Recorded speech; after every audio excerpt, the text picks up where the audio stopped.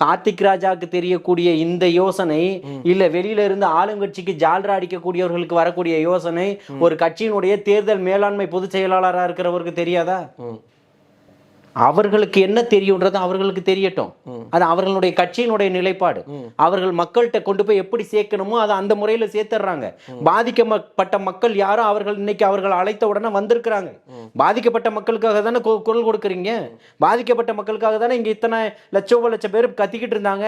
பாதிக்கப்பட்ட மக்களுக்காக பேசுவது போன்ற ஒரு தோற்றத்தை செட் பண்ணி பேச வச்சது திமுக அரசாங்கம் தானே. அவர்களுக்கு உட்பட்டு பேசியவர்கள் அத்தனை பேர் இன்னைக்கு கதறீங்கல்ல, வயிற்றுலையும் வாயிலையும் அடிச்சுக்கிட்டு. அந்த மக்களுக்காக தானே பேசுனீங்க. அந்த மக்கள் அவர்களுடைய துயரத்தை துடைச்சிருக்கிறாரு.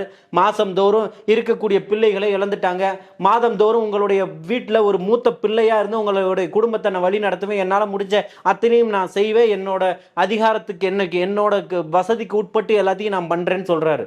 அப்போ நம்ம ஒரு இழப்புல இருக்கக்கூடியவங்க ஒரு நிவாரணத்தை நோக்கி நம்ம பிள்ளை இழந்துட்டாங்க, அதுக்கடுத்து நம்ம என்ன பண்ண போறோன்றது ஒரு வாழ்வாதாரத்தை நோக்கி நகரக்கூடிய ஒரு இடத்த கேலியும் விமர்சனமும் செஞ்சுக்கிட்டு இருக்கீங்கல்ல.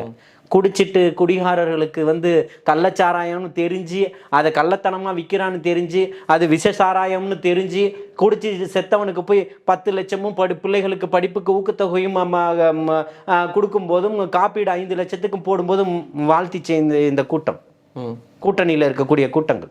அன்னைக்கு தெரியலையா இது தப்புன்னு சொல்லி? அப்போ அதனால உங்களுக்கு அந்த நிவாரணம் கொடுத்துருக்க கூடாதுன்னு சொல்றீங்களா? நான் என்ன சொல்றேன்னா, நிவாரணம் நீ கொடுங்க, உங்களால் தவறு நடந்திருக்கு, 1 கோடி கூட கொடுங்க, வேண்டான்னு மறுக்கல.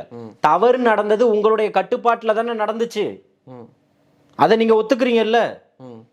அதை ஏன் மறைக்கிறீங்கன்னு தான் கேட்கிறேன். அது எப்படி நடந்ததுன்னு தான் கேட்கிறேன். இன்னமும் நடந்துகிட்டு இருக்கேன்னு சொல்றேன்.